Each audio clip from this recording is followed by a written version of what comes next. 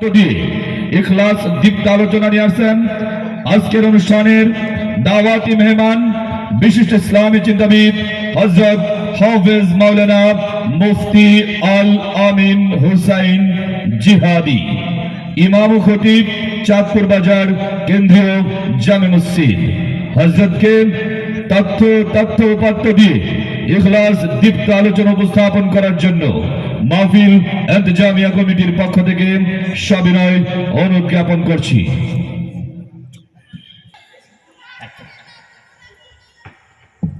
نحمده ونستعينه ونستغفره ونؤمن به ونتوكل عليه ونعوذ بالله من شرور أنفسنا ومن سيئات أعمالنا من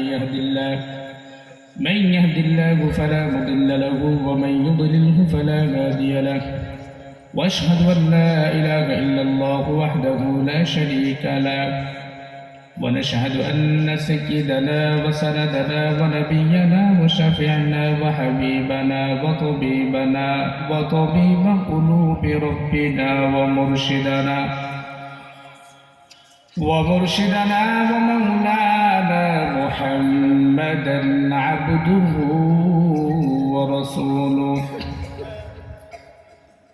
أرسله بالحق بشيرا ونذيرا وداعيا إلى الله بإذنه وسراجا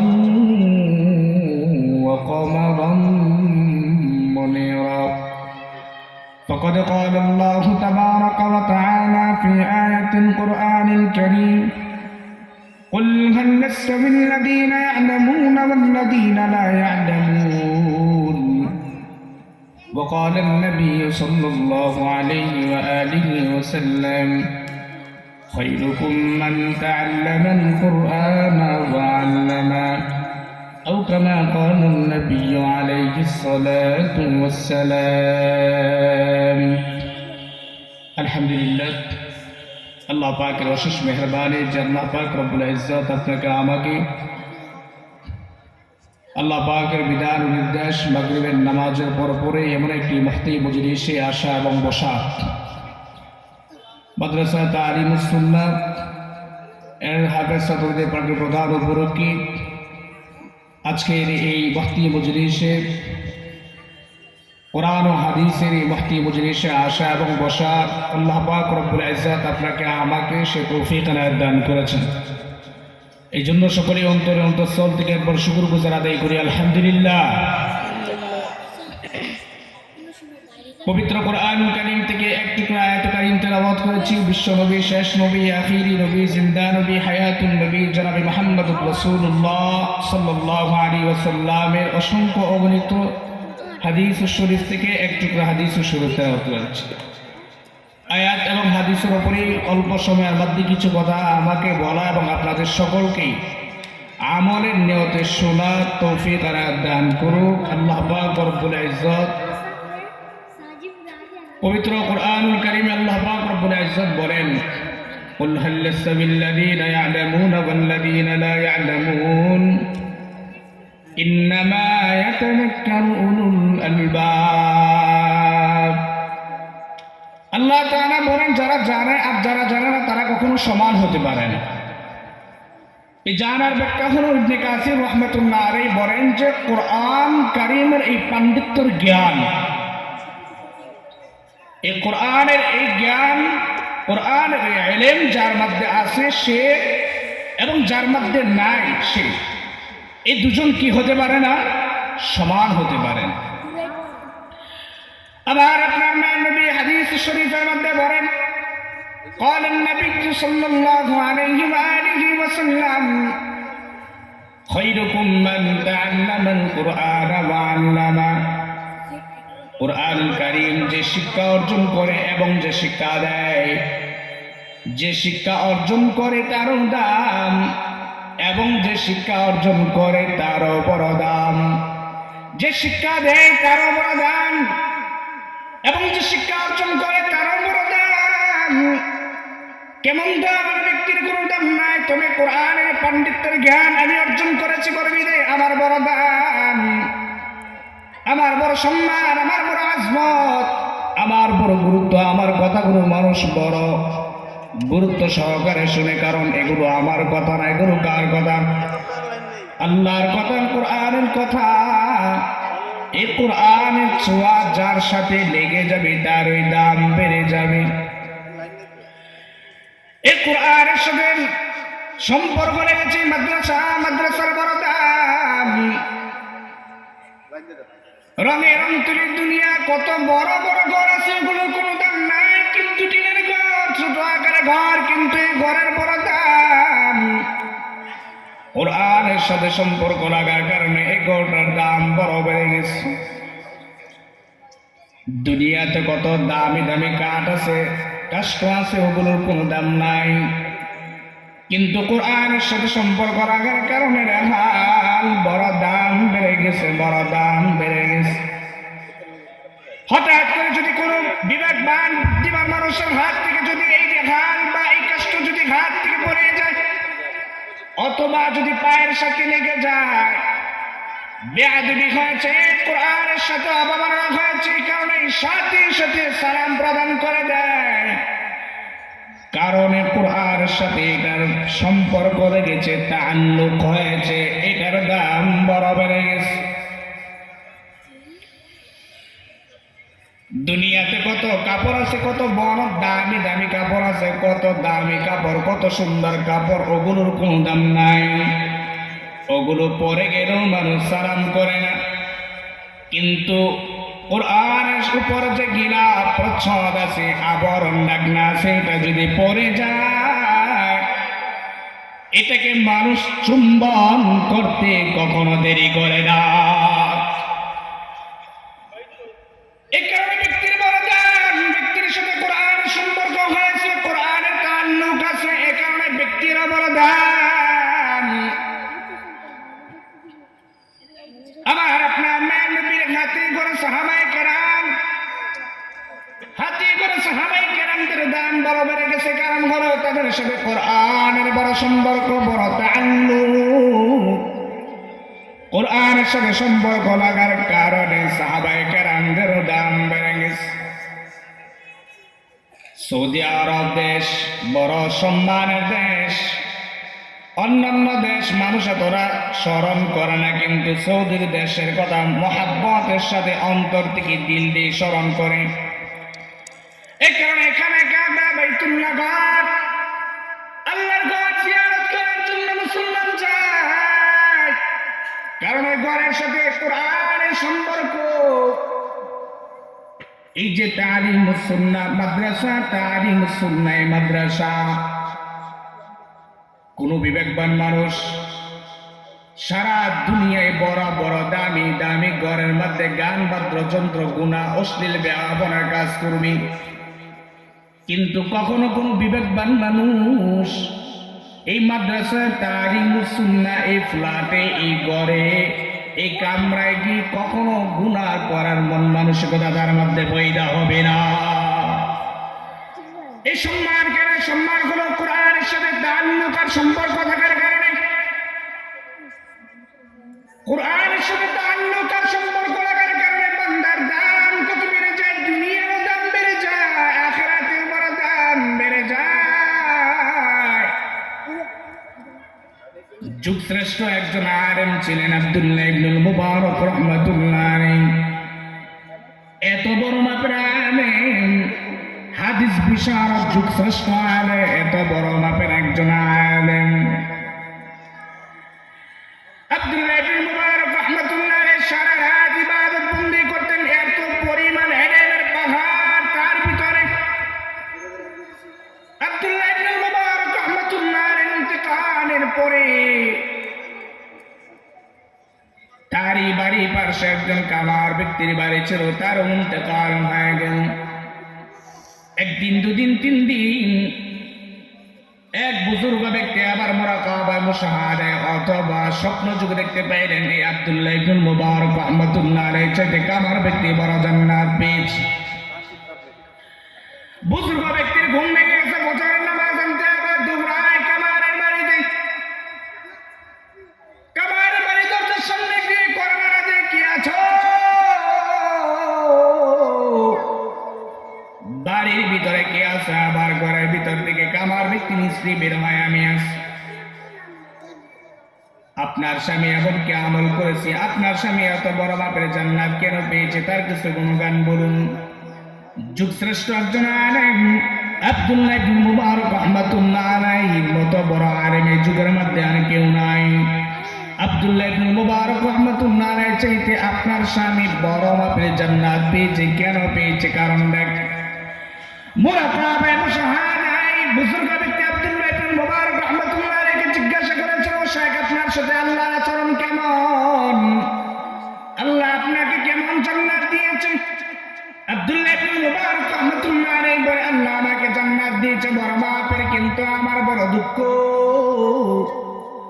আমার দিনের ভিতরে বড় আফসোস, আমার চাইতে আমার বাড়ির পাশে একজন কামার ব্যক্তি বড় মাপের জান্নাত পেয়েছে। বুজুর্গ ব্যক্তি আবার বলে বলে বলে বলে বলে বলে কামার ব্যক্তির স্ত্রীকে জিজ্ঞাসা করে, আপনার স্বামীর কিছু গুণগান বলুন। কামার ব্যক্তির স্ত্রী বলে, আমার স্বামী তেমন কোনো গুণ নাই, তেমন বড় মাপের আলেম না, আমার স্বামী তেমন বুজুর্গ ছিলেন না, বড় আমলদারিও ছিলেন না, কিন্তু আমার স্বামীর এমন কিছু গুণ ছিল, এমন কিছু আলামত আমি আপনাকে বলতে পারবো, যে গুণের কারণে আমার স্বামী আব্দুল্লাহ ইবনে মুবারক রাহমাতুল্লাহ আলাইহি চাইতে বড় জান্নাত পেয়েছে। আমার স্বামীর একটা গুণ ছিল, আজানের দাবনে আমার স্বামীর কর্ণধারে পৌঁছার পর সাথে সাথে আমার স্বামী আবার ঘরে বসে থাকে নাই। আমার স্বামী রাত্রিবেলা ডাল কুন্তি ওই বিভিন্ন রকমের আসবাবপত্র বানাতে গিয়ে আগুনের বারে বসে, আমার স্বামী হাতুড়িটাকে যখন উপরে উঠাতো, আজানের দাবনে কর্ণধারে পৌঁছার পর সাথে সাথে হাতুড়িটাকে সম্মুখ বানে না নিয়ে পিছনে ফেলে দিত। এটা আমার স্বামীর একটা গুণ। ইন্নাস সালাতা কানাত আলাল মুমিনিনা কিতাবাম মাওকুদা। মুমিন মুসলমানের আবেদ খাস বান্দার বৈশিষ্ট্য হলো নামাজের সময় হয়ে গেলে কোনো কাজ, কোন জিনিস, দুনিয়ার কোনো কাজ থেকে বাধা প্রদান করতে পারবে না, নামাজ থেকে গাফেল করতে পারবে না, ওয়াক্ত মতো সালাত আদায় করবে, নামাজের সময় হওয়ার পর পর সাথে সাথে মসজিদে গিয়ে হাজিরা দেবে, আল্লাহর আদালতে সিজদা দিবে, আল্লাহর কদমে সিজদা দিয়ে রব্বুবিয়তের স্বীকারোক্তি দিবে। এটাই হলো মুমিন মুসলমানের একটা গুরুত্ব, আর একটা মুমিন মুসলমানের বৈশিষ্ট্য। আমার স্বামীর এই একটা গুণ ছিল। আর একটা গুণ, নামাজ আনতে গিয়ে কোরআন তেলাওয়াত করতে পারতো না, এই শক্তিও সামর্থ্য ছিল না। আমার স্বামী কোরআন হাতে নিত, হাতে নিয়ে বুকে জড়াতো, চুম্বন করতো, আঙ্গুলগুলো কালো পর নাড়াচাড়া দিয়ে দিয়ে দিয়ে দিয়ে আমার স্বামী চোখ দিয়ে পানি অশ্রুসিক্ত করে দো। আল্লাহর কাছে বলতো, আই দয়ার মালিক, তুমি আমাকে আলেম দেও নাই, কোরআন পড়ারও সত্য সামর্থ্য যোগ্যতা দেও নাই। আল্লাহ, আপনার কোরআনের মহব্বত আমি ফিরে গিয়েছি, বুকে জড়িয়েছি, আলিঙ্গন করেছি। আইদের মালিক, আসরে ময়দানে তার প্রতিদান তুমি দিও। এভাবে বনে বনে বনে বনে বনে বনে আমার স্বামী উচ্ছ্বসিত করত। হয়তোবা আল্লাহ তাআলা কোরআনের সঙ্গে তাআল্লুক আর সম্পর্ক লাগার কারণে আমার স্বামীকে আব্দুল্লাহ ইবনে মুবারক রাহমাতুল্লাহ আলাইহি চাইতে বড় মাপে জান্নাত আল্লাহ তাআলা দিয়েছেন। ও বাবা, ও ভাই, ও বন্ধু, শুনো, কোরআনের সাথে সম্পর্ক জানায় দাও। কোন না কার জন্য, কোন ব্যক্তির জন্য কেউ কারো জন্য জীবন দেয় না, কিন্তু কোরআন ওয়ালার জন্য মানুষ জীবন দিতেও দ্বিধাবোধ করে না। কোরআনের জন্য মানুষ জীবন দিতেও দ্বিধাবোধ করে না। আলেমের গায়ে টোকা দাও, আলেমকে নিয়ে অপবাদ দাও, মাদ্রাসা নিয়ে কথা বলো, মাদ্রাসার তালেবে আলেমদেরকে নিয়ে কথা বলো, আসাতিজে কেরামদেরকে নিয়ে কথা বলো। কোন মুসলমান কোরআনের সঙ্গে তার সম্পর্ক থাকলে, কোরআনের সঙ্গে তার গভীর ভালোবাসা থাকলে কখনোই তা ওই ব্যক্তি মেনে নিতে পারে না। এজন্য ইতিহাস এমন পেয়েছি, মাদ্রাসার উপর যারা কথা বলেছে, যারা এই তলবে আলেমদের বিরুদ্ধে কথা বলেছে, কোরআনের বিরুদ্ধে কথা বলেছে, তাদের বিরুদ্ধে ডাইরেক্ট অ্যাকশন এই মুসলমান নিয়েছে, ঠিক না? এই মুসলমান নিয়েছে। যারা নবী নিয়ে কথা বলেছে, কোরআন নিয়ে কথা বলেছে, মুসলমানিত্বের পরিচয় দিয়ে সাথে সাথে তার ডাইরেক্ট অ্যাকশন নিয়েছে এবং তার প্রতিবাদ করেছে, এটাই হলো মুমিন মুসলমানের বড় একটা গুণ, কোন প্রতিজ্ঞার বিশেষ। এই মাদ্রাসার অনেক দাম, এই মাদ্রাসার অনেক দাম। যারা পড়ে, যারা পড়ায় তাদেরও দাম, যারা তার সাথে সম্পর্ক রাখে তাদেরও দাম। হাসরের ময়দানে আল্লাহ তাআলা কিছু বান্দাদেরকে আলাদা আলাদা করে রাখবেন। আল্লাহ তাআলা আমল দিতে গিয়ে কিছু বান্দাদেরকে আলাদা আলাদা করে রাখবেন। যারা ধৈর্য ধারণ করেছে তাদেরকে আল্লাহ তাআলা জান্নাত দিবেন, যাও তোমরা জান্নাতে ঢুকে যাও। যারা নেক আমল করেছে তাদেরকে বলবে, যাও তোমরাও তোমাদের প্রতিদান নিয়ে জান্নাতে ঢুকে যাও। জান্নাতে সুসংবাদের মধ্যে আল্লামা মফিজুল ইসলাম সাহেব লেখেন, কিছু মানুষ জান্নাতের দরজা বা জান্নাতের দোকান কিনারে আঙ্গিরে বসে দাঁড়িয়ে থাকবে। দাঁড়িয়ে থাকার পর ডানে বামে পিছনে সামনে চতুর্পার্শ্বে তাকাবে। জান্নাতে ঢোকার কোনো সিস্টেম নাই, তাদের কোনো সুযোগ নাই। আল্লাহ তাআলা ঘোষণা দেয় না, যাও তোমরা জান্নাতে ঢুকে যাও। এমত অবস্থায় আল্লাহ তাআলা তাদেরকে আবার সুন্দরভাবে জিজ্ঞাসা করবে ফেরেশতাদের মাধ্যমে, কি তোমরা কি চাও? এবার ব্যক্তি বলে যে, আল্লাহ আমার তো আমলও নাই, কোনো কিছুই নাই, তবে আল্লাহ দুনিয়াতে থাকা অবস্থায় মাদ্রাসার সাথে আমার সম্পর্ক ছিল, তলবে আলেমদের সাথে আমার সম্পর্ক ছিল, আলেম আমাদেরকে আমি মহব্বত করতাম। নবী বলেন, قال النبي صلى الله عليه وآله وسلم المرء مع من أحب।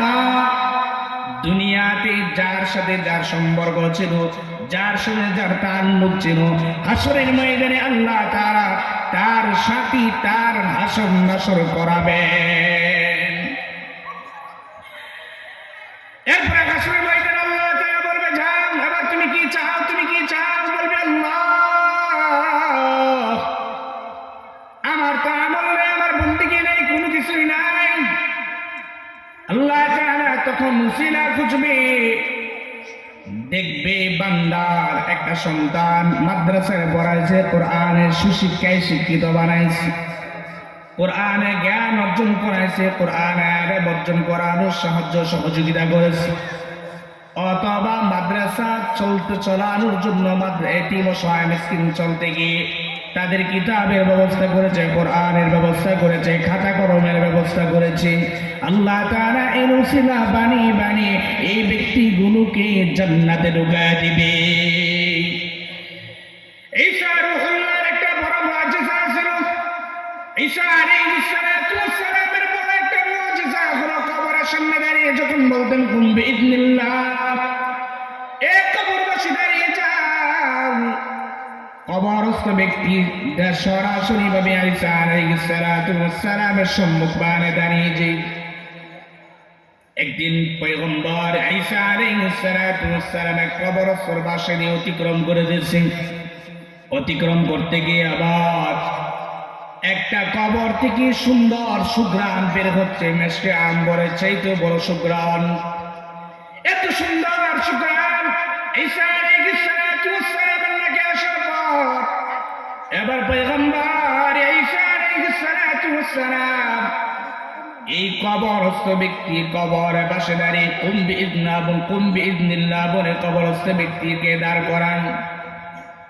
কবরস্থ ব্যক্তিকে আবার জিজ্ঞাসা করে, আল্লাহ তোমার সাথে কেমন আচরণ করে, তোমার সাথে কেমন জান্নাত দিয়েছে, তোমাকে আল্লাহ কেমন নাজ নিয়ামত দিয়েছে কবরের মধ্যে। ব্যক্তি আবার বলে, আল্লাহ তাআলা আমাকে অনেক কিছু দিয়েছে, কবরটাকে প্রশস্ত করে দিয়েছে, নাজ নিয়ামতের কোনো শেষ নাই, আরাম আয়েশ সুখময়ের কোনো শেষ নাই।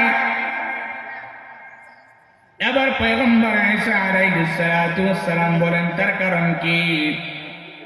বলে, কারণ হলো দুনিয়াতে আমি আমার একটা সন্তান দেখে এসেছি, যে সন্তান আল্লাহর রুবুবিয়্যতে স্বীকারোক্তি দেয়, আল্লাহর কদমে সিজদায় লুটিয়ে পড়ে আল্লাহকে মানে আল্লাহর দাসত্ব করে, আল্লাহর ইবাদত বন্দেগী করে, আল্লাহর দ্বীন অর্জন করেছে। আমি আমার সন্তানকে আল্লাহ স্বীকারোক্তি দিয়েছি, আমি আমার সন্তানকে আমার মালিক রব্বুল আলামিনকে চিনিয়েছি। এই জন্য আল্লাহ তাআলা আমার কবরটুকুকে জান্নাতের বাগানে পরিণত করে দিলেন।